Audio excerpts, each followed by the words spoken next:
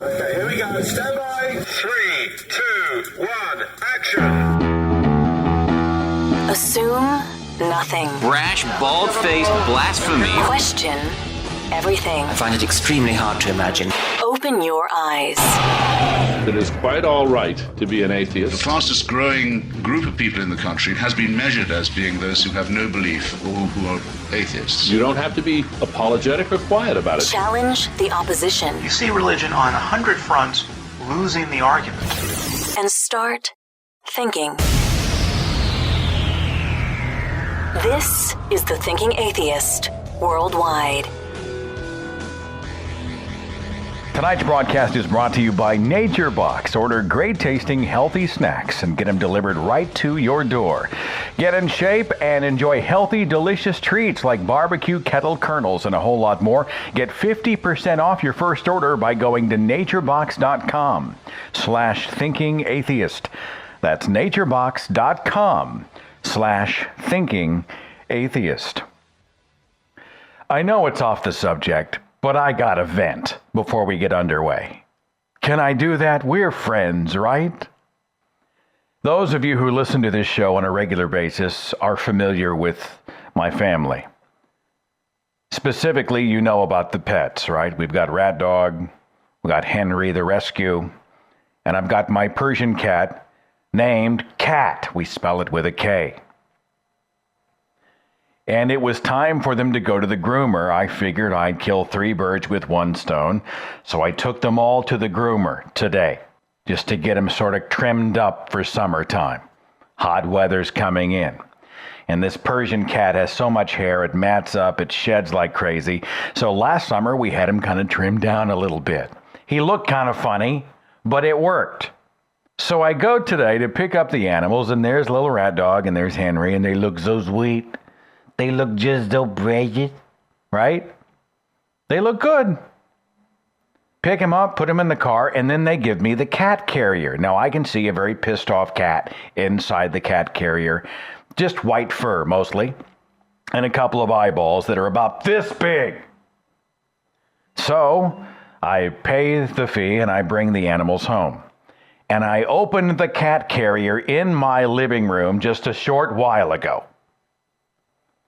And I don't know what came out of that thing, but it was not my cat. I mean, it was. But they did what was called a lion cut, apparently, which is not what I asked for. But what they do, I guess, with the lion cut is they shave everything from the butt to the shoulders. They leave the tail kind of foofy. And then from the shoulders forward, it's all long hair. So it looks like they just stopped. On top of that, it's unfinished, like there's not a line where the shaved part meets the fully grown part. It's all scattered. It looks like they just broke for lunch. You know what? I'm hungry. Let's just quit. Let's put the cat back in the carrier and let's go grab a burger. He's unfinished. He looks wrong. I will put a photograph on Facebook. You would not believe this. So I call back up there and I say, might I speak to the person who groomed my kitty? I got her on the phone and I said, look, I don't want to be that customer, but my cat looks like he was trimmed up with a weed whacker. What happened? Well, he bit me. Yeah? He's kind of cranky sometimes. Oh, yeah, well, he bit me, and once he bit me, I just stopped. I'm sorry. You just stopped? Yes, I just stopped right there. And so I'm really sorry about that. This is information I could have used when I was still at the groomers in the lobby. Instead, I'm paying full price. They give me the cat carrier. I drive all the way home, and the elephant man comes out of that thing. He looks so wrong. He's sitting in the living room. I can see him through the sliver in the doorway. It's wrong. Anyway, after tonight's broadcast, we are going to attempt ourselves to solve the problem, to even him out. I'm not taking her back to Ursula, Queen of Darkness, who charges me full price to jack up my cat. No, I think we're going to take him into the back and can you give a cat alcoholic beverages? I've got to sedate him some. I've got to chill him out.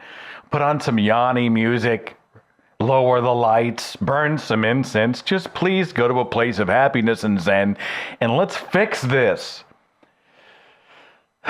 This is what occupies my mind tonight. God, you know what? Go to my Seth Andrews Facebook page, and tonight I will post a photograph of that cat. It's like they took two fully grown cats and they sewed them together. Franken-Kitty. I have guilt. I'm sorry. I'm sorry. What are we talking about tonight? Oh, before we get into the show itself, a reminder that Saturday, going to San Antonio for the next stop in the Unholy Trinity Tour. It's myself, AronRa, and Matt Dillahunty. And there are still tickets left for that event. You can go to thethinkingatheist.com, click the events tab, and on that page you'll see all the details. But San Antonio is going to be awesome, and I want to say a huge thanks to Deb and the folks down there for putting this together. It's happening on Saturday. And we'd love to see you out there. And then my next stop, it looks like, is going to be in Anchorage, Alaska on Thursday night, July the 31st. And I am so excited about the opportunity to go back to Alaska. I did an Alaska trip like 4 or 5 years ago in August in the summertime and fell in love with Alaska. I just fell in love with it. And I promised I would go back. And so while I'm there, we're going to go and spend an evening with the Free Thought group, the Alaskan Atheist, and anybody else who wants to come join us on the 31st. Again, the events page at thethinkingatheist.com. Looking forward to seeing you there. And then Colorado after that. We've got Florida coming up in the fall. And now my cat is still looking at me.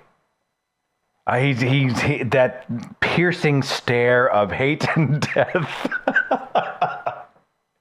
I gotta close the door. Hang on. I'm closing the door. I gotta close the door. Out of sight, out of mind. We'll kick things off with my very special guest in about 60 seconds.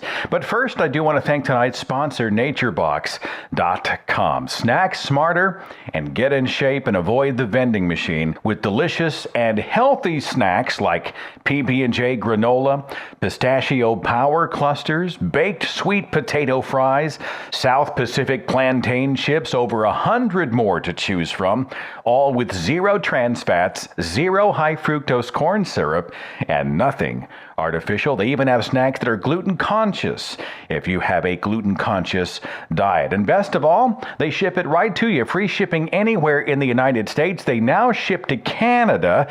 And as you feed your face with these delicious snacks, you also support this radio show. Try NatureBox right now. You get 50% off your first box. So go to naturebox.com/thinkingatheist.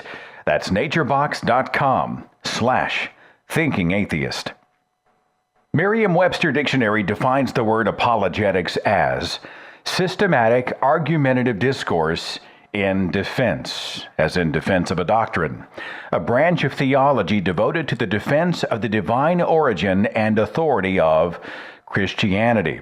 And that's what we're dealing with tonight. My special guests include three people who are no strangers to dealing with apologists and apologetics. And those guests are Matt Dillahunty, Tracie Harris, and AronRa. Thank you so much for being on the show tonight. Great to have you.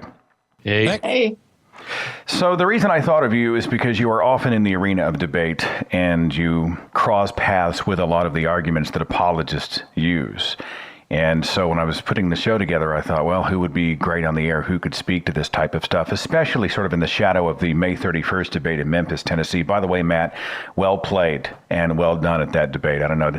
How'd you feel about the exchange after the fact? Did you look at it and have any thoughts about you, about Cy, about the evening in general? Yeah, I actually watched the whole thing twice because I watched it as soon as it went up, and then Beth wanted to watch it. So we watched it that evening. And having lived it once and watched it twice, I have a lot of things to say. I mean, it's difficult when you're trying to do a public debate. It's different than the kind of conversational debates that we have, with the call-in show. And you come up with a strategy. I think parts of it worked really well. I think parts of it did not. I made mistakes, at least one glaring error, and then a couple of things could have been better.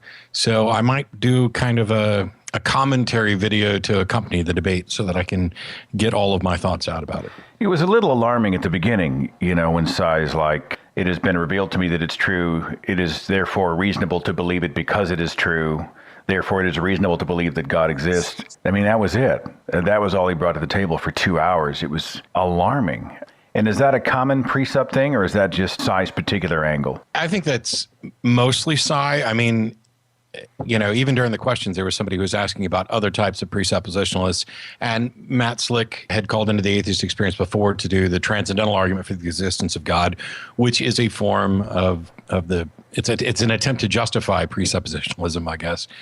I think Sai his particular style is a little more flat than some others. I mean, he got away from doing evidence-based arguments, and he, like I said during the debate, they've latched onto this idea that they have cracked one of the problems of philosophy, and that they're the only ones who can solve it and nobody else can. And they don't demonstrate this in any way. They just keep saying it over and over again and use people's honesty about acknowledging that they could be wrong and expanding that into something that it just shouldn't be.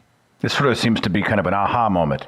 Look, he just admitted that he could be wrong, that he really doesn't know anything, as if that's a trump card. It seems like kind of a cheat, because they're essentially saying, I'm the only one in the room who can know. That's exactly what he was saying. I mean, to my experience, presuppositional arguments are always, I'm right because I said so.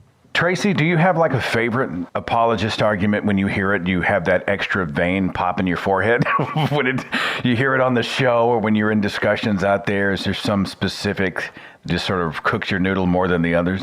A lot of them, to me, all just fall into the same category. They tend to me to be this problem of putting a cart before the horse, where people want to talk about the attributes of God or the effects of God before they've actually demonstrated a God. And I find a lot of time gets spent. I'm not really talking here about the debates that are set up with specific questions, because they have questions already in place that they're going to address. So in those instances, you have a topic that's already there, and so you have to talk about that. But I see so many people get tied up in like arguing about the Bible or arguing about creationism and it's just like, there's not even a God demonstrated yet. So why is this discussion even happening? Like, how did it even get this far? And that to me is kind of the frustrating thing, is the amount of time spent on what I perceive as red herrings. Are you aware of how often Matt Dillahunty quotes you when he's speaking on the road? I mean, he should be sending you royalty payments as far as I'm concerned, because he's always saying, oh, Tracie had a great line the other day, and here's what it is. Yeah, I mean, I worked a lot of stuff out like in my own head, but I really have to say I'm not sure I've ever had an original thought, like as far as it might be original to me, but I don't think I've ever thought anything that hasn't been thought before. Well, with the permission of you three, I'd like to make this evening and next week kind of a primer on what some of the major arguments are, because I hear a lot from people. I'd like to learn more so that I can go into these discussions and understand the arguments being made, and also understand how to get through or past or not even play some of the word games that apologists play. So, Matt, you'd mentioned just a second ago the transcendental argument for the existence of God. Do you want to define that argument for us, and we'll talk about it for a second? Sure. This one's actually, not that common. Those who are taking this deep philosophical tact or engaged in presuppositionalist arguments, they're not really the predominant. I mean, it's not like William Lane Craig is. I don't think he's ever used it. I'm not sure that he ever would. And it comes in a bunch of different forms. One of the forms is an attempt to define logic as, or the foundations of logic, the laws of identity, non-contradiction, and excluded middle, as something that is the product of a mind and that is absolute, and therefore there must be an absolute mind behind them, and that mind is God. There's a number of different ways to kind of format the argument. There are countless problems to try to address with this. The version that, well, I can't even say there's a version that Sai used, because Sai only presented one actual structured argument, which is, it is reasonable to believe that which is true, as his first premise, which is false. His second premise was it's true that God exists, therefore it's reasonable to believe that God exists. And that was just him trying to construct something that would answer the question of the debate. Matt Slick, who runs carm.org, had called in and presented a much more structured version of the transcendental argument for the existence of God. And we had like a 45-minute discussion about it. Aaron, you want to jump in here at all on the transcendental argument for the existence of God? Well, it sounds like what Matt was talking about is probably the same argument, or in a variation of it, the same argument that I have problems with, or the ones that irritate me the most. It's that fallacy of, Fred Hoyle's tornado in the junkyard, that all of the elements of life have to come together all at the same time, because there's no way that incrementally, doesn't matter how many peer-reviewed scientific journals show that the sequential developmental steps of any given component, they think that all matter has to just have assembled itself in a whirlwind all at once, and that it has to come from a mind, and that there's no way that anything could accidentally or incidentally ever form a pattern. There's no way a pattern could emerge. There's no such thing as emergent complexity. There's no such thing as coincidence. By definition, there can't be a coincidence in these people's heads. And so everything has to be, what they say is, we know that an intelligent mind is the only source for the development of patterns, for the development of function, for the development of anything that works to any degree at all by any means whatsoever. And it's a denial of reason, I think. These people don't want to know what the real case is. They want to find whatever it is that evolution or science can't explain in order so that they can deny everything that evolution definitely can explain, and which only evolution can explain. It's even worse than them not knowing or claiming that they do know. It's this discomfort with that there could be something for which they do not have an explanation. And this is something I tried to point out a little bit at the Refining Reason debate, which is Cy and I would both agree that the logical absolutes are true. And I am convinced that they're absolute, but I don't claim to know this. I mean, I could be wrong about it, but all of the evidence points in this direction, and none of it points in the other direction. And then there comes the question of why are they absolute, or why are they true? And I don't even know, and I'll have discussions with, Ozymandias and others about whether or not that's even a coherent question. I'm not necessarily convinced it is. To me, like I said during the debate, it's kind of similar to why is 1 1? I don't know that there is an explanation for it. And they're not only asserting that there must be, but that they have it, and yet they cannot demonstrate it. It's just, they're going to presuppose this, and to me that's just a violation of Occam's razor. So the transcendental argument, otherwise known as TAG, is essentially a presup argument, right? There is a standard giver. The only reason that we have a standard, a source, an absolute source for logic or morality or science or whatever is because that standard has been put in place. Is that an accurate way to say it? Kind of. The actual transcendental argument for the existence of God, which we didn't hear in Memphis, is basically an attempt to justify why it's okay for them to presuppose the existence of God. It is an attempted justification. Basically, they're saying, hey, we've got these laws of logic, identity, non-contradiction, excluded middle. They're absolute. They represent truth statements. They form the basis of all rational thought. They are not dependent upon space, time, or individuals' minds. And I'm not necessarily completely sure about the last one. They're not contingent upon the material world. I'm not completely sure about that, but I think that's the case because they would still apply. If there was nothing, nothing is nothing, it's not nothing, and, et cetera. And because they want to try to claim that they're conceptual, the logical absolutes must reflect some mind, and therefore God's mind is the only transcendent mind. And then we have to go back to what Tracie said earlier, which is, how on earth did you determine that there is some transcendent mind that you can tie this to? How did you get there?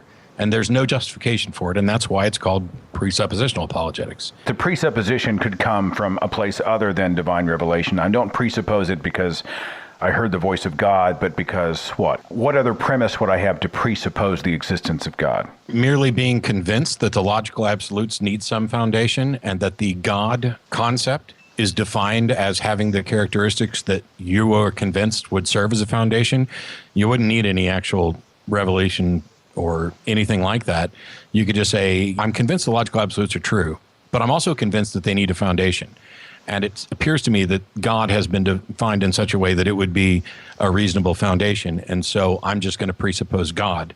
And that, when you go back to look at what the types of answers that Sai gave on the rare occasions when he gave answers, it's, well, why does God do it this way? And his answer at that point is for reasons that are sufficient to God. It's a huge tap dance. Well, it also what Aaron was saying earlier about the idea of plugging in God as opposed to natural explanations, and to me it's less about the problem of them claiming that it's God as they're making a positive claim that it can't be nature. So they're not just saying it has to be God, they're saying nature can't do this. And that's where I get kind of baffled, because I'm just like, how can you make the assertion that nature can't do it? Like, how do you know this? And how do you say that in the face of most of it being explained by natural causes and that all making perfect sense up till now? It doesn't make sense to me that somebody would look at what nature is doing and only see nature doing it and then assert that something must be behind it. And the logical absolutes are kind of the same way. When somebody points them out and says, look at this, what's behind them? My question is, what makes you think they're not foundational? Let's tie this into the cosmological argument. It's essentially a first cause argument, right? Everything that happens, everything we see, everything we sense had a cause, and therefore God. Would that be an accurate way to sum up the cosmological argument, or no? I think so, because it's very much a belief in magic at one point. I mean, magic being defined as the evocation of supernatural forces or entities to forecast or control natural events. And that's what these people are pleading for.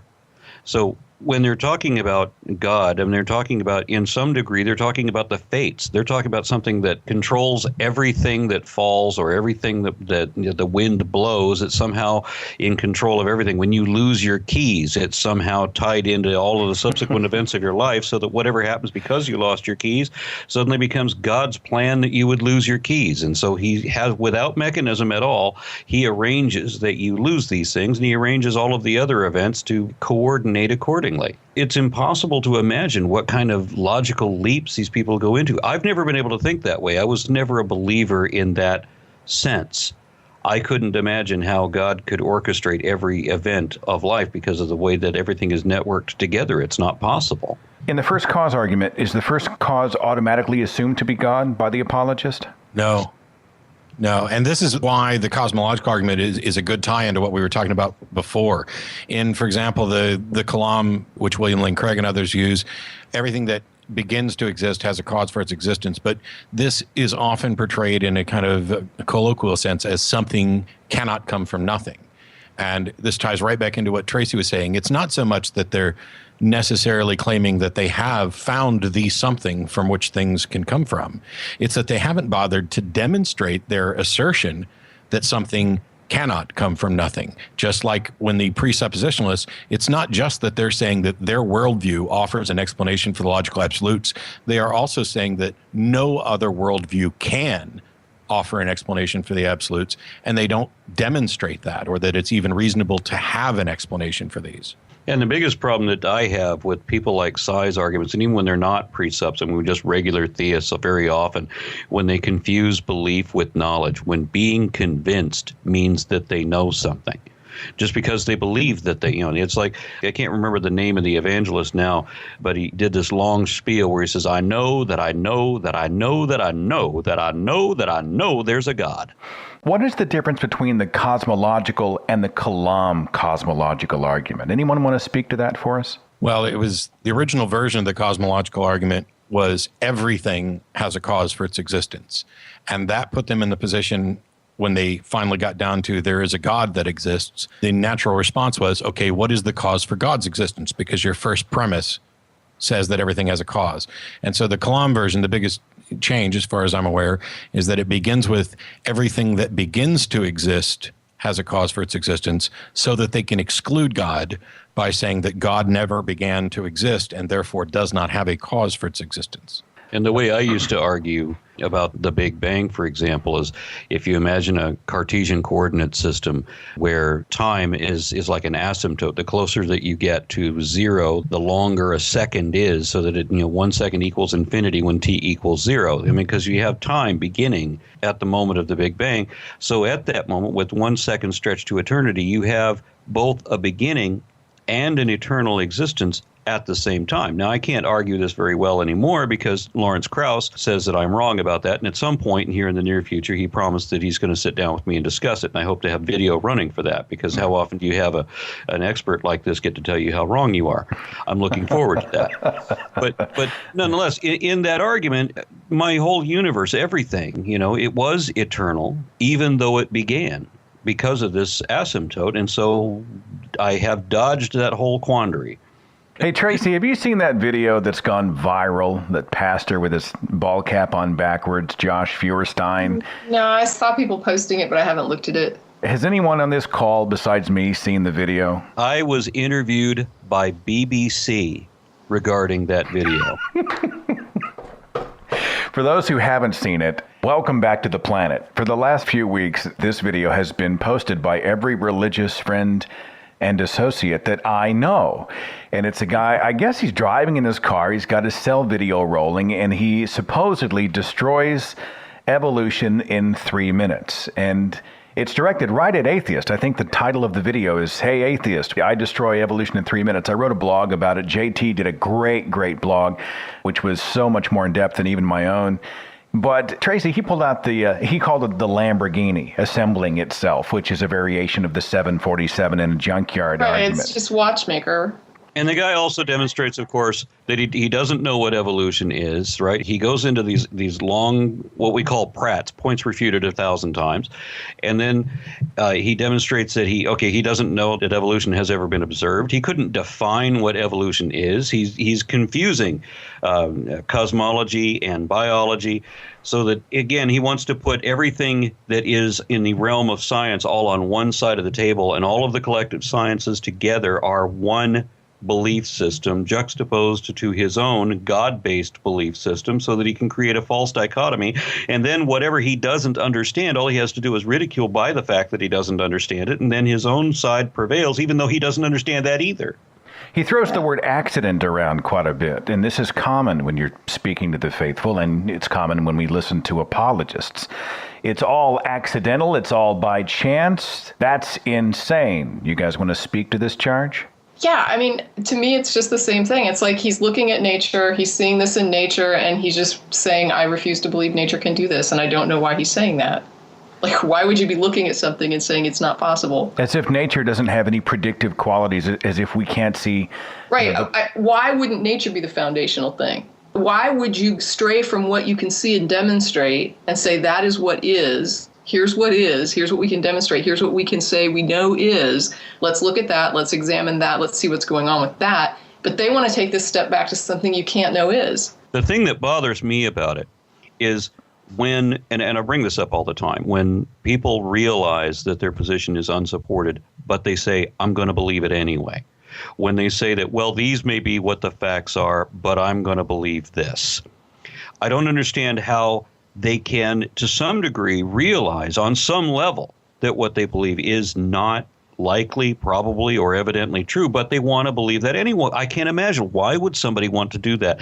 Why would someone not want to understand what is really true and have no means of determining what is really true? I mean, you can discuss with these people how to identify. How can we tell if your idea is more accurate than mine? What would be the hypothesis in either case? And you can't get them to think like that because they don't want to. It's kind of a defense mechanism of religious beliefs. And I know that Arn's talked about this, on the Unholy Trinity tour. And I think of the many times he points out that these organizations often say that any supposed evidence that contradicts their religious worldview or the Bible should be rejected. I think you should probably add size rejection of the sociologist studies on the Paraha and other things like that in there. But what bugs me, I think, the most about all of this, and we could continue listing arguments ad nauseum, is that most of the time when believers are presenting these arguments, I want to ask them if these are the arguments that convinced them? Is this why they are a believer? Because I don't think that in most cases, I don't think that anybody has ever become a believer because of tag or presuppositional arguments. I think that instead, these are what they are convinced will be compelling to other people instead of the reasons that they believe, which is kind of an admission that they don't have good reasons. Well, the best reason that people give me for why they became, a devout Christian was they used to be sinners or they used to be meth addicts or something like, and that's really the best explanation people give me. I've had people tell me that they believe because they have to believe. When I was a believer, I was terrified at the idea that there might not be a God. When I was finally sort of crawling out of the cocoon, I thought it was unfathomable to me. It wasn't a world I ever saw myself living in. It's like being airdropped in a foreign country where you don't speak the language, you don't know the customs, and you feel like you're in danger all the time. I mean, it's a scary thing. Change scary anyway, but usurping your whole worldview in favor of a life without an afterlife, without an all-controlling father who's sort of puppeteering the whole thing, it's terrifying for a lot of people. I can totally understand it. I could understand discovering some reality that you wish wasn't true. I've experienced that. But I always come to cope with it. I mean, if you discover something that, you discover you're adopted, for example, or something, something along those lines. Okay, you just deal with that. I don't understand lying to yourself and pretending that those are still your parents to the biological degree, or whatever else the analogy is. I remember finding out that, like old, urban legends. There were some old urban legends that I thought were really cool. And then when I found out that they weren't true at all, I was disappointed by that. It's not like I keep repeating them and keep telling the people that these are true, even when I know that they're not. Well, Matt, you went down this road. Did you have that moment of, oh, shit, when you were starting to have that moment of epiphany when the cloud was beginning to lift? Did you start to grasp on even tighter, or what was your reaction? I really didn't. I think, I've said many times that I was a skeptic first, and I was skeptical about a lot of things. I just hadn't been skeptical about my religious beliefs. And so I was in this mode of trying to prove and find ways of proving that my beliefs were correct to people who didn't share them. And I valued critical thinking and skepticism. I had just been convinced for so many years that what I believed was true. I mean, I don't even know why it didn't occur to me to question it, other than this is kind of what's drilled into you and you're surrounded by people who believe. And so when I started finding flaws, I was honest enough to just recognize the flaws and accept them and follow the evidence wherever it led, rather than trying to claim that the evidence itself must be wrong. Now, this is the same thing that I would have to say about my wife.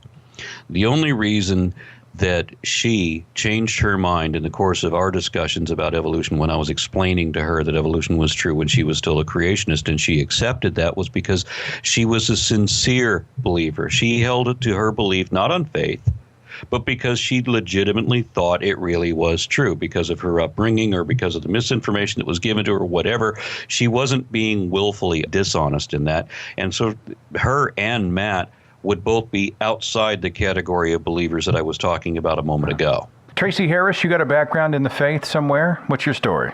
Yeah, I have to agree with Aaron. When I was confronted by reality or by facts that I couldn't, that disputed what I believed, of course I changed my beliefs. So I've seen people that don't do that, and I don't understand that either. But when it comes to why people believe so strongly, I think a lot of people forget how they were indoctrinated. Not everybody's indoctrinated the same way, and not everybody's indoctrinated successfully.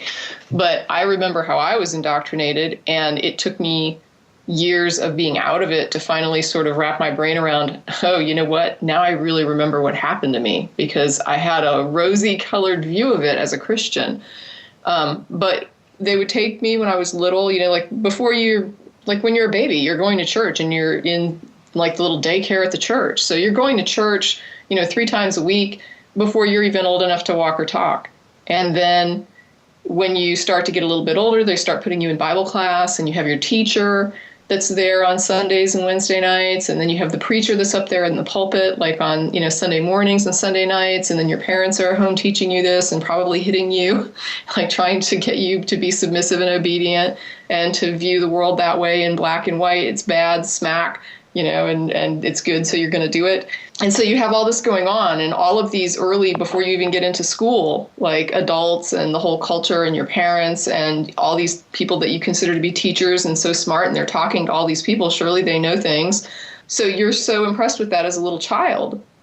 And of course, when you get into school, it's kind of like what you were already introduced to at the church. And so you've got these teachers that you're supposed to listen to and learn from, and they're just like the teachers at church that you listen to and you learn from. So you've got this setup that is just totally reinforced. And of course, when you start to hit an age where you start thinking about these things that you're being told, and you start realizing, hey, they want me to walk down the aisle and go and get baptized, and now I have to really kind of think about this, and it's not just believe it anymore. I'm starting to get to be an adolescent, I'm starting to get to be a teen, and I'm starting to consider these ideas in a less childlike way. But at that point, you don't have any world experience. You don't have very much critical thinking going for you. You haven't certainly been raised to think critically. And you have this doctrine of hell that you've always heard.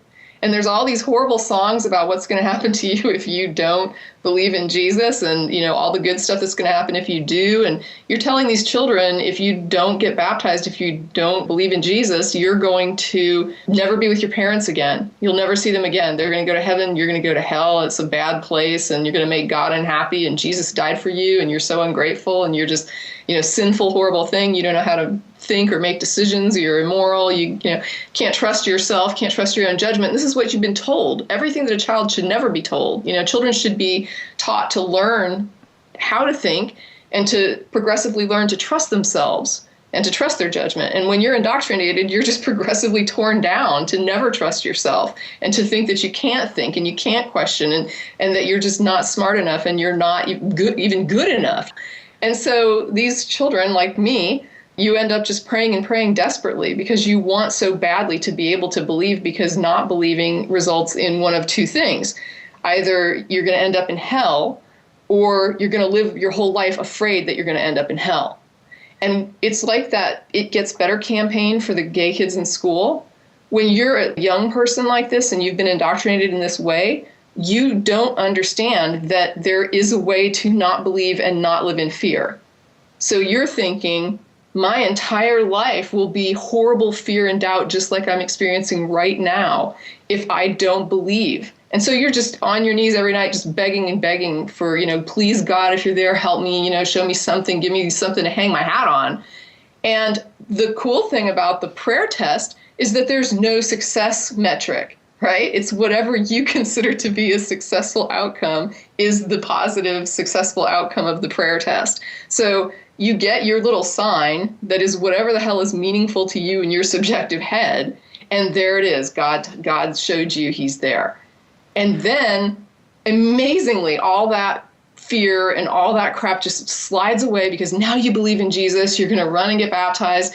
And isn't it great? Because now I don't have to be afraid anymore. Now I don't have to be stressed anymore. And now my life can be happy. God's happy with me. I'm so happy I know there's a God. And I'm so relieved, like just the relief. And now I know how much God loves me, and he was there for me, and he helped me. And then you start doing this thing that Aaron was talking about earlier, where every single thing that happens, it's God.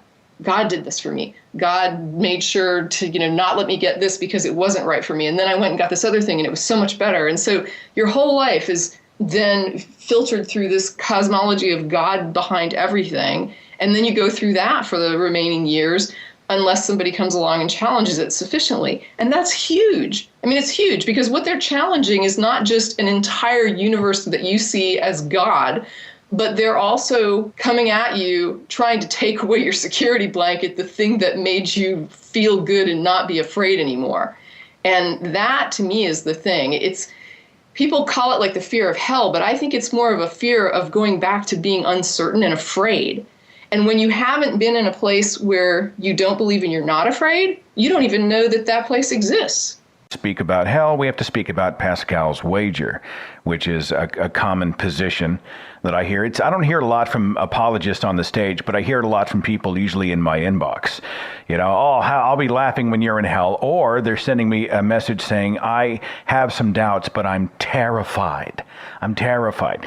Anybody on the call here want to explain Pascal's wager to the audience for those who may not know what it is? I know I just talked for a lot, but I was actually thinking that I wanted to come back to that. So now that you're bringing it up, if I can just jump in one more time. Please do. There's these telltale signs about the fear. Like Christians will come at you and they'll just be like, no, it's about God's love. God loves you. God wants what's best for you. I know God was, it's not about fear, because you'll be like, oh, it's just fear of hell keeping. No, it's not this fear of hell. But it's amazing how quickly they pull out Pascal's wager. And they expect it to be compelling to you. Well, define it for me, Tracie. Okay, well, Pascal's wager is just basically the what if you're wrong? What if you're wrong? What are you risking here? It's the thing that I was afraid of when I was praying every night, that I don't want to go to hell. And I am having trouble believing that there really is a God there. But oh my gosh, I'm so terrified because they've drilled this hell into me in such a real way that I'm terrified that I might end up in hell unwittingly because I can't make myself believe. So I'm putting all this pressure on myself even when I'm not in church. So it's fire insurance, essentially. It's not true conviction. It's, you know what, I'm going to play this poker hand over here because I think it's like fire insurance, except that I have, like, for example, homeowners insurance, right? But I don't think my house is going to burn down. It's just kind of, in case. But it's like fire insurance if you go to bed every night thinking your house is going to burn down.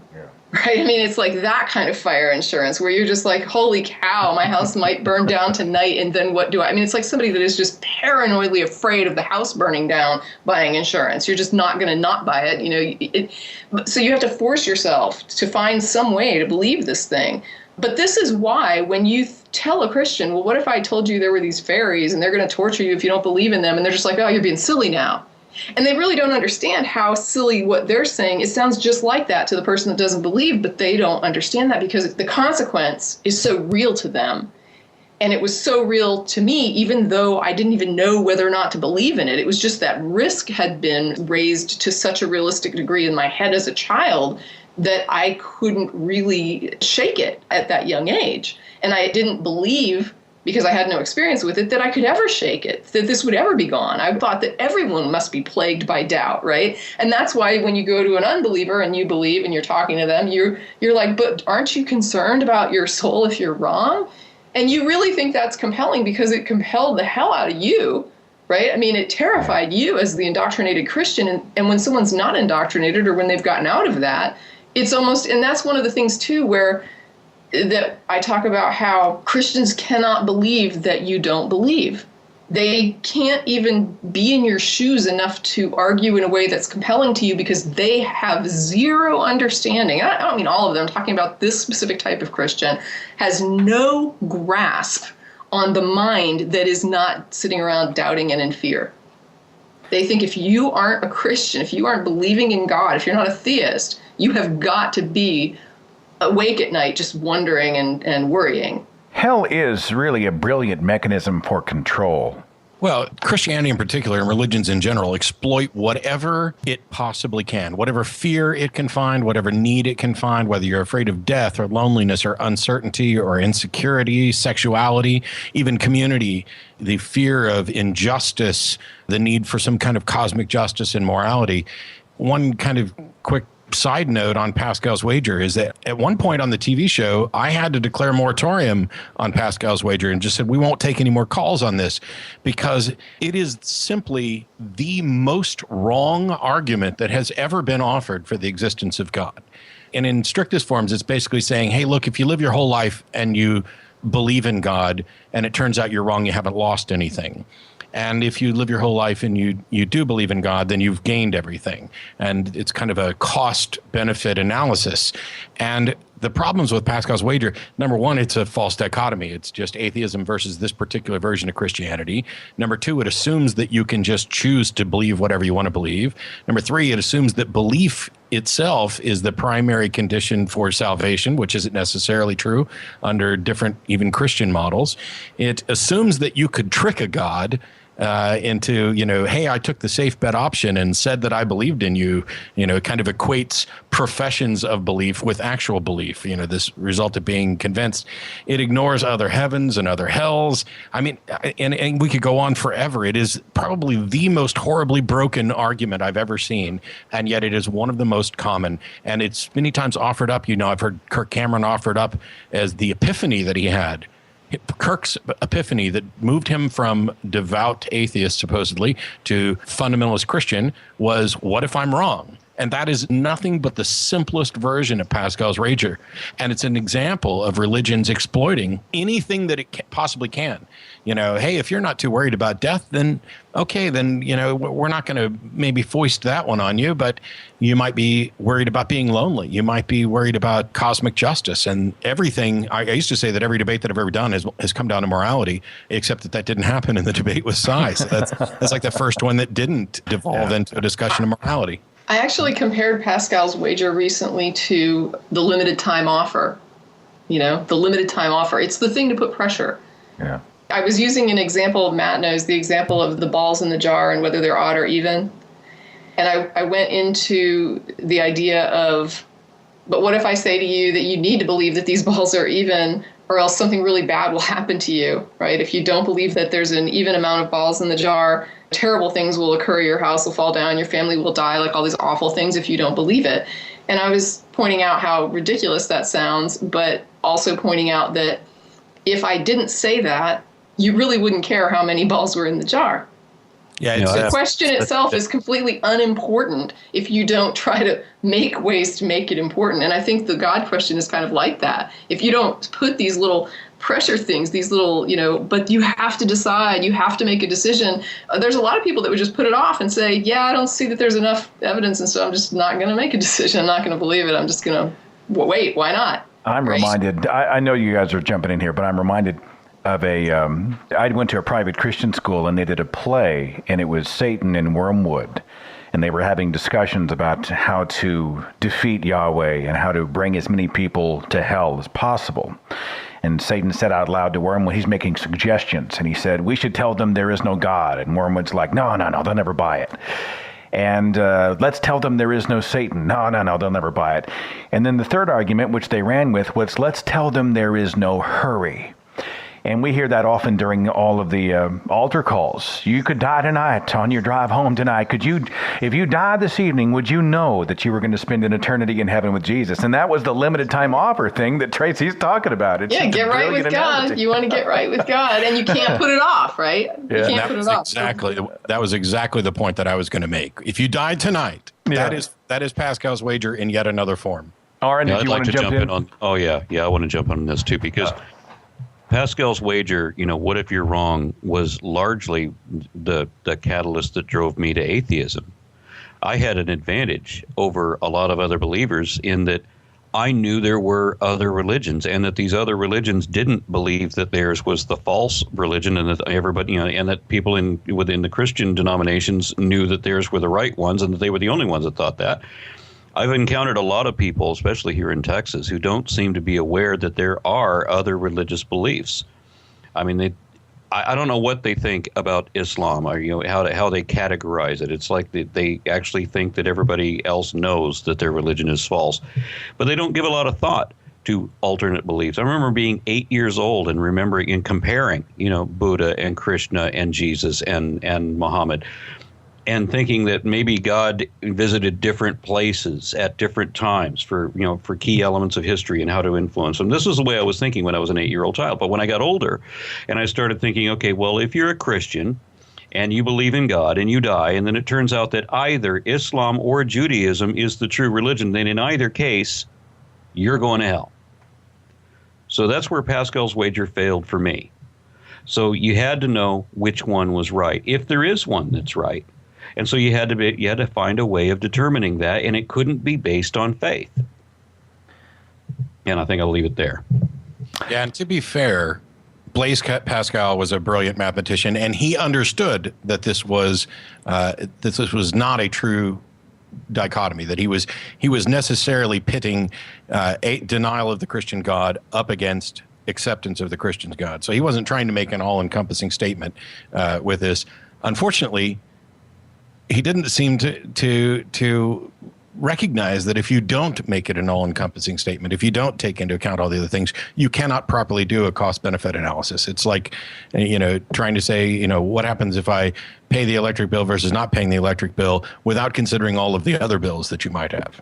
Yeah, I want to throw in one more thing, because like he's talking about, you know, Pascal knew what the real conditions were, and the way that he's being quoted now is unfair to the way that he actually thought. The same thing for Lord Kelvin, the guy who composed or conceived conceived the laws of thermodynamics, the way that he is quoted, as that evolution is supposed to defy these natural laws that he conceived. The man himself was definitely a creationist. He was a promoter of intelligent design long before that term was coined. I think he was actually the first person to coin it, in fact. But when it came to describing evolution, he himself said, well, while he did not agree with it, he said that he said that it was not unscientific. So he's not arguing against any scientific basis for evolution. He says he has no argument scientifically against evolution, and yet all of the people who cite him say that they have the proof and that his laws were it. If I can, not to keep beating up on Pascal's wager, but one of the key things to me was this idea that there's no cost. This idea that if you spent your life believing something and died and you turned out to be wrong, that you haven't lost anything. And to me, this is so obviously false, because it means that you've spent your life believing something is true, which is actually false, which has prevented you from finding out the truth and may have prevented you from living and enjoying your life to the fullest. So the idea that there's no cost to belief is just bizarrely wrong. I heard Kevin Smith, the director, who I like. He directed one of my favorite films, Red State. I heard him say from the stage that, hey, I'm a Christian. He was talking about his wife who's an atheist. He said, I'm a Christian. You know what? That didn't cost me anything. And immediately I'm thinking, dude, he's a sharp cat, right? But that's not conviction. It doesn't cost me anything to believe. Hey, whatever. That doesn't sound to me like it's resonating from his marrow, does it? Talking tonight with Tracie Harris, Matt Dillahunty, AronRa on part 1 of a 2-part series called Counter-Apologetics. And if you've got a question, I'm sure you're listening to the show tonight and you're thinking, oh, geez, I'd like to ask this. I'd like to explore that. You can call in next week, or you can sort of preempt that and you can shoot an email, which may or may not be used on the show, but it'll be considered if you want to shoot that to podcast@thethinkingatheist.com. And we'll take some of the best questions and present those to the panel here when they join us again next week. Matt talks a lot about the shifting of the burden of proof. And I have a feeling the rest of you do, but I see more of Matt's work out there lately. And this is something that most apologists will do from the stage. I've seen William Lane Craig do it. Can we talk about the burden of proof and how often we as rationalists in these discussions will allow them to get away with it? Anyone want to run with that one? Yes, I mean, there's a lot of confusion here. And actually, it's not just like atheist versus theist confusion. When we're talking about the burden of proof, like anything else, we should probably take a step back and talk about the context in which we're using this. Because, for example, anybody who makes a positive claim is adopting a burden of proof. That doesn't mean you're required to necessarily defend your position. You can spout off your position and never defend it, but it's about whether or not anybody else should accept it. And there's another sense in which there's kind of a colloquial burden of proof, which is a Christian comes to me and says that they believe in Jesus. And I say that I don't believe, and I'm not convinced that they have good reasons. They're willing to offer their reasons, but it is wrong for me to say that I have no burden of proof whatsoever. It is the atheist position or the non-theist position, the position of disbelief, that does not have a burden of proof. Kind of like when you're in a court case, it's the prosecution that has that burden of proof. But if I want to convince someone that they are actually wrong, that the reasons that they give for believing are not good and not reliable, that becomes a positive claim on my part that I kind of do have a burden of proof for, if my goal is to change their mind. And what happens is this colloquial sense of I'm going to need to change your mind gets infused into people's heads such that once they have a belief and it's been their belief for years and it's firm, they then take this and say, I'm not going to change my mind until somebody convinces me. And so all of you have a burden of proof. But what they're even saying by that is not that we have a burden of proof to prove that their belief is false, but instead that we need to convince them that they don't have a good reason for believing it. And this is where the confusion about the burden of proof comes in over and over again.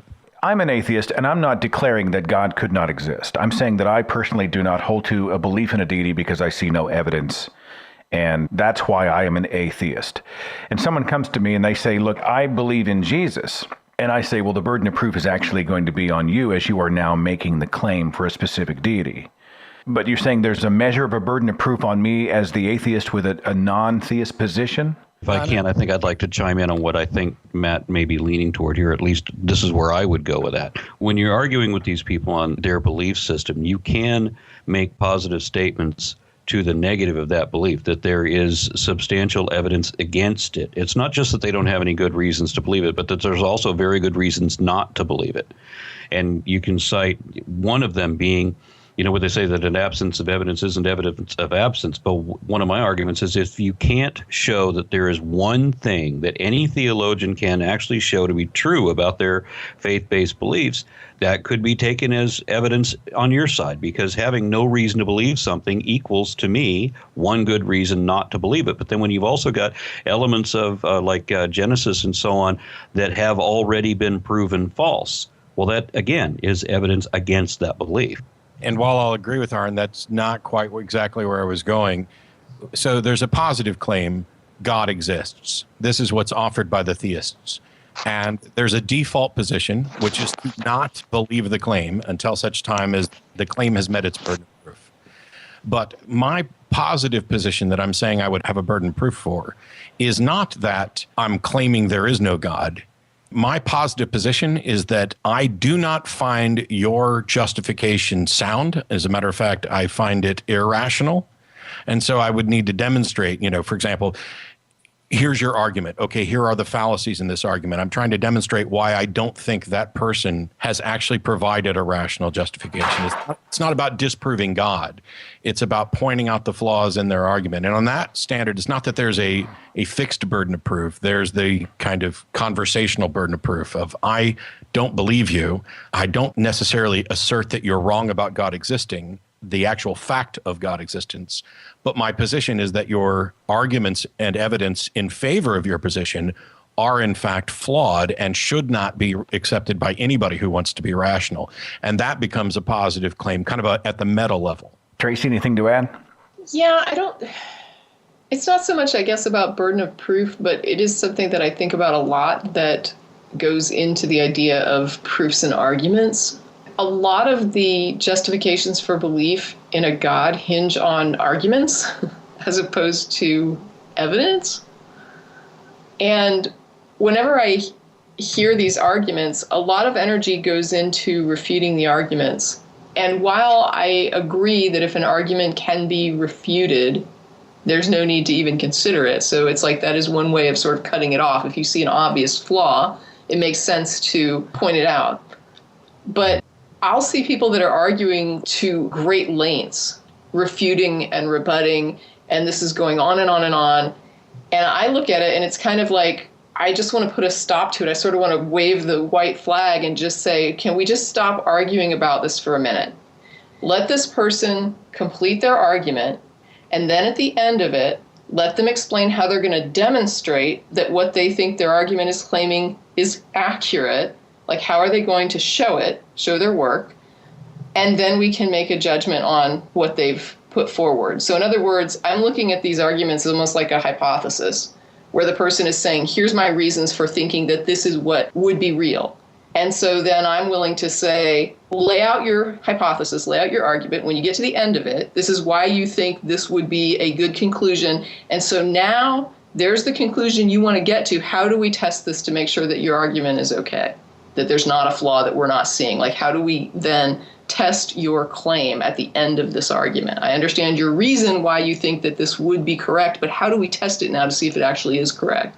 I said to Ray Comfort, I challenged him with a question, what traits would he look for in a proposed transitional species between apes and humans if he wanted to determine whether or not that species qualified as such? What traits would he look for? And his answer was that he wouldn't look for any of them because he would know that he was created in God's image. Let's talk about meaning, the meaning of life. A quote from William Lane Craig said, "This is reality in a universe without God. There is no hope. There is no purpose." And he goes on later in the paragraph to say, if there is no God, our life is not fundamentally different from that of a dog. I hear this a lot from people. I hear it from apologists and people I meet on the streets. How can you have any meaning or purpose to your life if you don't believe in a God. And I'm sure you guys cross this particular, it's not even an argument, it's really more of a kind of a wispy, it's a need for assurance, a pat on the head. Do you guys want to speak to that, the meaning of life? I'm just baffled that, this is something that happens quite often. They define a problem into existence in order to offer a proposed solution. When William Lane Craig says that without some transcendent meaning to life, my life is not different from that of a dog, I don't know why that's a negative thing. Because if you convert this to a syllogism or something that's like a syllogism, you're basically saying that if you don't have a transcendent purpose, neither does a dog, and you guys are in the same boat. And I would agree, we're in the same boat. That doesn't mean my life isn't different from a dog. My life has whatever meaning and purpose I give it. And to tell me that my life without God lacks an ultimate purpose is, once again, going back to the beginning of the call, like saying that the logical absolutes can't be used if we can't offer up a universal foundation for them, or if there's some super reality other than the one we experience, that, you can't know you're not a brain in a vat. Well, I have no reason to think that I am, and I'm stuck dealing with this reality. So for somebody to say, if there is no God, your life has no ultimate transcendent meaning and purpose, my answer is, yeah, so what? The first time I had this conversation it was with my grandparents, and I was a little boy. And when they realized that I was an evolutionist, the first thing my grandfather said, what the question completely threw me was, if I believe in evolution, then what is the meaning of life? And that question made absolutely no sense. It wasn't even related to the topic that we were talking about. But the idea that life should have a meaning, it's like you've all seen that gypsy thing where she lays out the chicken bones, right? Or they lay out the cards, right? Where they spill the tea leaves, and you're supposed to read what they mean. It doesn't mean anything. It just fell like that, and that's the way life is. The idea that life should have or did have a meaning was absurd. I couldn't understand what's wrong with my grandparents that they think this. I sure don't want the meaning of my life handed to me by the apologist. That's terrifying. Terrifying. Exactly. This is the point that I've made at university campuses. The type of meaning that William Lane Craig and others seem to want is something that they would actually reject in every other context. Having your major picked for you, having your parents dictate your future career or your future spouse, that sort of externally imposed meaning to your life is something that they would reject. And if the government tried to do it, they would be just up in arms. And yet somehow when they think that their God has done it, that their God has planned out, has this grand plan, and nothing happens that isn't according to God's plan, and you are a puppet here to serve that God, and your life is not your own. You have to give it up to Jesus, and you have to do exactly what it is, and you couldn't possibly not do what it is that God wants from you. For somehow they take this and embrace this as if it's a good thing, and I think it's a horrific idea. And that's the negative thing right there too, is that when you ask them what the purpose is, it's to be a slave.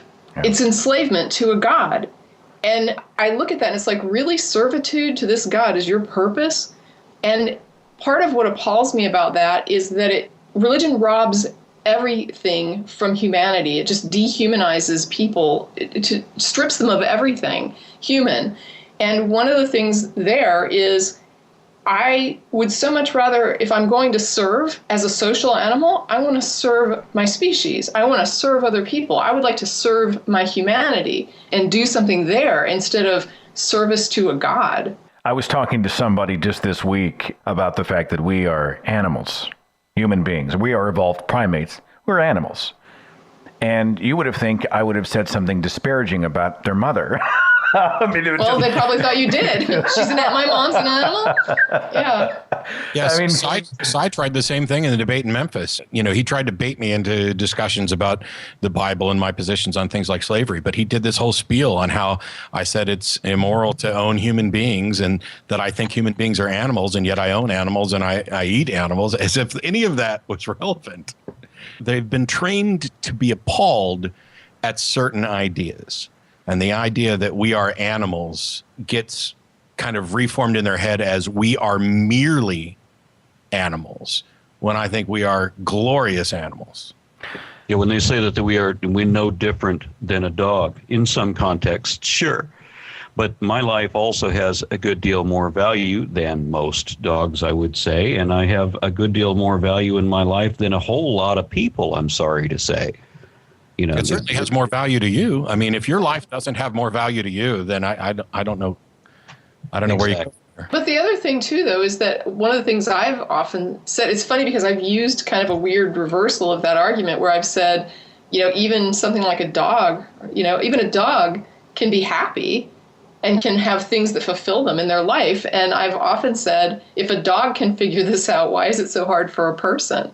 Like, really, you need a God to infuse you with happiness and with purpose and meaning when I can pick up a leash and the dog goes crazy because he's going to the dog park, and that's like the highlight of his year, right? And when these people so excited. When these people distance themselves, you know, wanting to be superior and completely unique, apart from all other animals, and that only humans have a soul, and only humans have, you know, knowledge of goodness, and we're not these mere base, horrific creatures, right?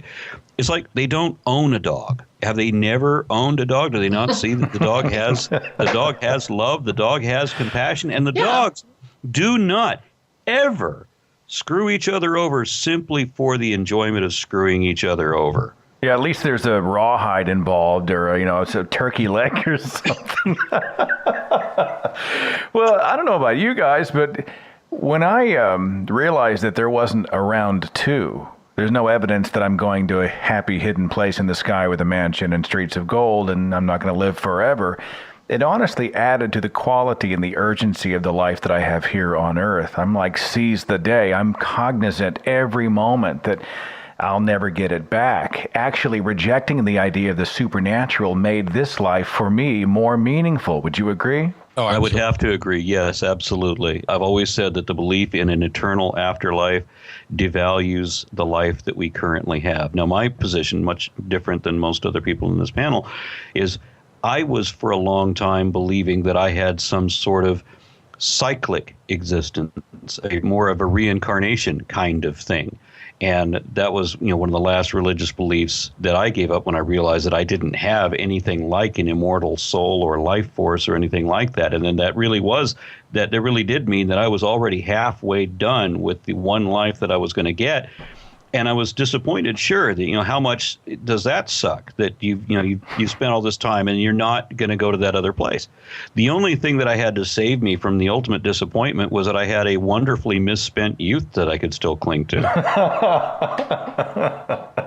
A lot of great stories to tell at parties. I have no doubt. I have no doubt.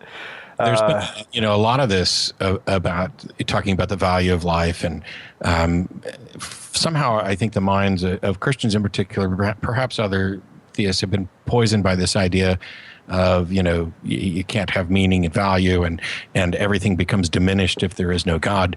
And you know, people on our show have pointed out that the very idea of any afterlife makes the entirety of everything that we've ever known and ever experienced the equivalent of wiping your feet on the doorstep before you get to the real life. And when we talk about apologist arguments and the ill-formed versions of many of the classical arguments, where people would say, look at the trees, or look at the flowers. Yeah. How could there be this beauty if there wasn't a God to create it? And it struck me as so silly, because if there is a God, as I pointed out before, he could make a flower that was so beautiful that you would immediately have a euphoric, orgasmic experience and be knocked unconscious for a week just by looking at this flower.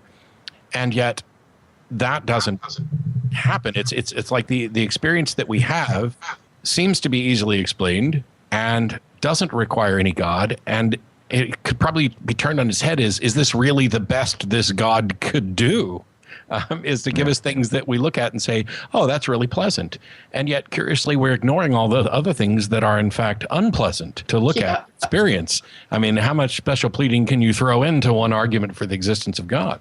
I think that last point, you know, shouldn't be just a footnote. I think the idea of like all the horror that also exists, it needs to be focused on as well. And you can easily look at that and say, what does that say about your God? Or what is, if beautiful things mean there is a God, do ugly things mean there's not? I mean, is my aesthetic sense really evidence of God? Because there's, birds have an aesthetic sense too. And I think there's all these they have these weird two-sided arguments. So the beautiful things are evidence of God, and all the ugly things are evidence of the fact that the Bible's true and everything fell in Eden, and that's why there's evil things, right? So there's the horrible things because of that.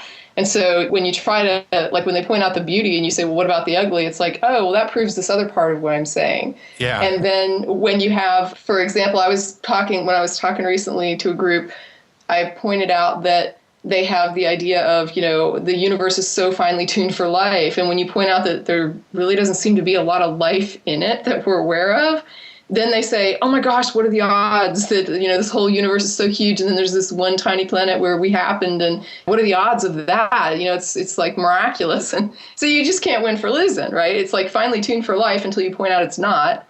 And then it's not, so wow, there must be a God, because what are the odds that life would have occurred in such a hostile universe? You just can't, nothing you can point to is not God. It's all God, no matter what. Monty Python does a song called All Things Dull and Ugly. Matt, you brought up... of course, it's a play on, all things, right, what bright is and beautiful. Exactly.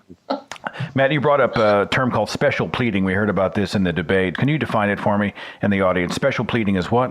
It's an attempt to set up when a fallacy has been pointed out in your position, or when people are arguing against your position.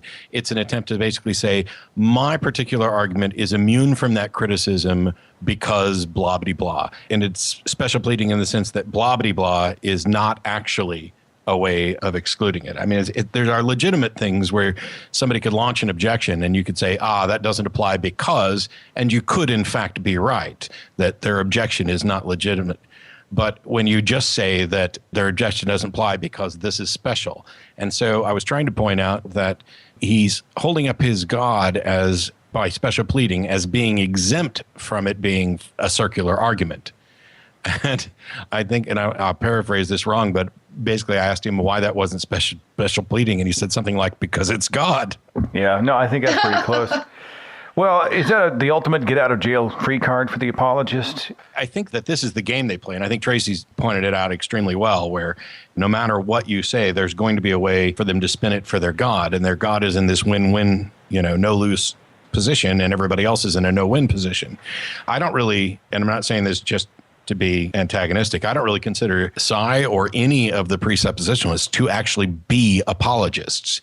They have no interest in arguing. They have no interest in presenting evidence. They are not interested, in fact, in convincing anyone. They are already convinced that we all know that a God exists, and we are denying it or engaged in self-deception, et cetera. And so by everything that I would look at as an apologist, as someone giving the reasons for why they believe, someone making a defense of their beliefs, they don't seem to offer any defense. They just assert that God has revealed things to them in such a way that they can be certain that their God is immune from appeals to circular reasoning, that they know that we know that they're right, even though we don't know that they're right. And that was the thing that kind of baffled me. Not only is there no defense of the position, when I managed to drill down to get him to say, okay, can you give me your justification for the logical absolutes? And Sy's final answer was that they are consistent with the mind of God, which is a completely vacuous statement. It's like saying they're true because they're true, except that he's inserted a God in there. We barely dipped our toe sort of into the ocean of apologetics, but I have to ask, when you look at people like William Lane Craig and Ray Comfort and Sy and Eric Hovind and those cats out there who are apologist or claiming to be apologist, what's your gut tell you? True believers or fame seekers making money? I mean, I look at some of these guys and I just think there's no way they can still believe all of this. And then I remember how convinced I was at a certain time in my life. When we see the apologists out there, do you think they're genuine? There are several examples that I can think of that can't possibly believe what they believed in the same sense that I believe what I believe. That I believe what I believe, knowing that if I get into a time machine, I have some prediction about what I'm going to see. And they, I think, suspect that I will see what I suspect I will see if they got in a time machine too. That there is some degree of pretend. When you challenge people to these discussions, and I often challenge people that I will prove evolution to them, the idea that I might actually do it freaks people out and they run away. And that's how I see their difference. If somebody could come up to me and say that they can prove God to me, I've become, because of my experience, I've come to laugh at the idea that somebody might do that because I've seen so many ridiculous ploys, and they're always ridiculous word games. But okay, let me hear what you got. If somebody could actually do that, that would be an astounding thing for me. I wouldn't be afraid of it. I mean, I would never fear truth, and they do. There's definitely a difference. Aaron and I have had a disagreement about this in the past about, can so-and-so, whether it's Ray Comfort or whatever, do they legitimately believe? I tend to, first of all, I don't know what's in somebody's head, but I have no problem accepting that they are honestly trying to represent what they honestly believe most of the time. There's no doubt that there are, frauds who have been caught, taking, just like there are fraudulent mediums who are knowingly exploiting people. There have been fraudulent faith healers and others who are knowingly exploiting other people. But there are others who are convinced that they can really do it. It's this process. And I'm talking about both in the quote unquote psychic mediums and the apologists, where the confirmation bias and constantly getting positive feedback and having mechanisms that allow you, as Tracie was pointing out, to spin anything to your benefit keeps you in this position of legitimately believing something, even in the face of overwhelming evidence that your position is not rationally justified. So while there are some people who are probably mostly in it for the money and may not actually believe, I think the simpler answer is that people can be honestly and sincerely wrong, and that once they've taken a position of defending this, we know through testing that they will kind of dig in even deeper and just flatly deny any evidence that seems to contradict their position as a defense mechanism. Is there something deep down in their psyche that understands that they are being irrational? In many cases, yes, I think that's the case. And they've even got a defense mechanism for that. I've heard Cy point out that, of course, his worldview seems absurd to anybody who doesn't believe in a God because, miracles can't happen. It just seems impossible. And yet, if you begin with a God who can do anything, all of a sudden, miracles make perfect sense. There is a presupposition at the core, a failing at the core that allows them to build these defense mechanisms. And I think most of them probably believe to some extent. Tracie Harris? I agree with what Matt is saying about the insulation. When you insulate your views with so much information that just simply supports what you already think, it just props it up even more. And then I think when you talk about these apologists particularly, first of all, you're in a framework of authoritarianism, right? So you've got this church type structure. Even though some of them may, are independent, not really pastors, it's still the idea that you're dealing with a group of people who is already authoritarian minded, right? They can't even understand how science works because they think that, you just believe what scientists say because they're scientists. It's like, no, that's not how it works. But they apply that authoritarian thinking, like everywhere, thinking that that's how everyone thinks. And so you're kind of, I guess, if you're an apologist and you're making a lot of money and you have a lot of fans, you're probably getting a lot of people contacting you, telling you exactly how reasonable you sound, exactly how right on you are, exactly how your arguments are so awesome and how you just kicked ass in that debate and how, I mean, it would be hard to, if you want to believe that already and you're surrounding yourself with information to support it already, and then you have these throngs of what are basically fans who are coming to you to tell you that they're, understand your logic and understand your reason, and it makes so much sense. That's not even just restricted to religion. I mean, I think we get some of that in our emails, just for the show. And I, a lot of times, have to try, and sometimes unsuccessfully, to explain to people that it's not about the person speaking. You have to really look at what's being said, and it doesn't matter who it is. And there are some people that don't understand that. And I think in a situation where it's religion and it's sort of this weird little echo chamber or circle jerk or whatever you want to call it, they're just sort of reinforcing one another, and it just keeps as it's like as those cycles continue, they just get bigger and bigger. I've come to this conclusion, and that is this. If God exists, I would highly doubt his omnipotence and omniscience if he created an urgent message that I had to understand above all else, and his conduit for having me understand it was Ray Comfort. You know what I'm saying? Was William Lane Craig, was Cy Bruggencate, was Eric Hovind, was Kent Hovind, with any of these cats. I mean, honestly, the hubris of saying, look, I'm the guy that God hand-selected to come and give you the good news is something that's lost on a lot of people. But a God genuinely concerned about getting me the message wouldn't use a proxy.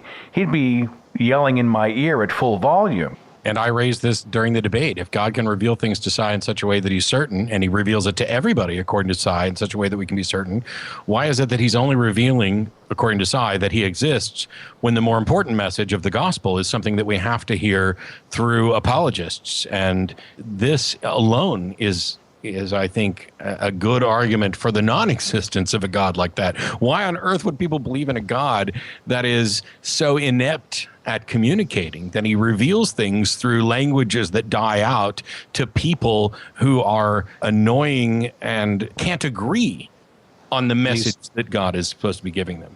And he's so timeless that he deals everything in the regional currency of sheep and shekels. But this is the double speak, though. I mean, that's the double-sided thing again. For on the one side, they'll say, oh, God has written his whatever into your heart. You know what I mean? God, there's this God-shaped hole in your heart. Everybody knows there's a God. He put that in you.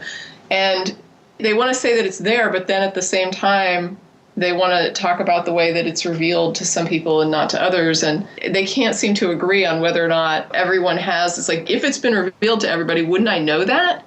Yeah. Like, wouldn't I know it? God has been so effective. The Christian God's been so effective that 2/3 of the planet either worships someone else or no one at all. My 77-year-old mother can send a perfectly clear, perfectly worded email all the way around the world in about 30 seconds. Yahweh is using Pez heads who are claiming divine revelation and from podiums all over the world. It just boggles the mind. It's like he holds back because you need faith, but he reveals himself. But he reveals himself in such a way that it's not anything you can be sure of. What is that poster? It says Jesus Christ, peekaboo champion of the world, something like that. Yeah, exactly.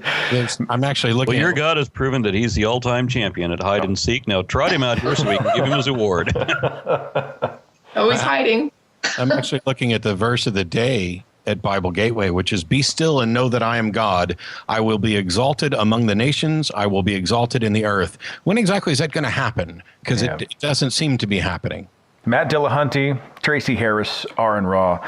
I want you guys to know how much I appreciate your time, and this continues. In fact, our audience, I've monopolized my guest time all night tonight. Next week is all you.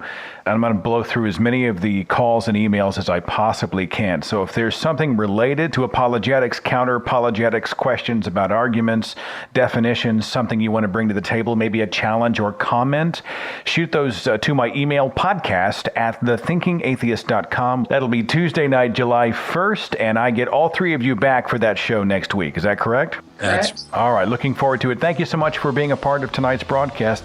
Very much appreciated. Sure. Thank you. Thank you. My pleasure. Tonight's broadcast brought to you by naturebox.com. Get great tasting healthy snacks at 50% off your first order. Get in shape and enjoy delicious treats like everything bagel sticks and more. Just go to naturebox.com/thinkingatheist. That's naturebox.com/thinkingatheist. Follow The Thinking Atheist on Facebook and Twitter. Watch dozens of original videos on the Thinking Atheist YouTube channel. And visit our website for resources, links, contact information, the editor's blog, and more. thethinkingatheist.com.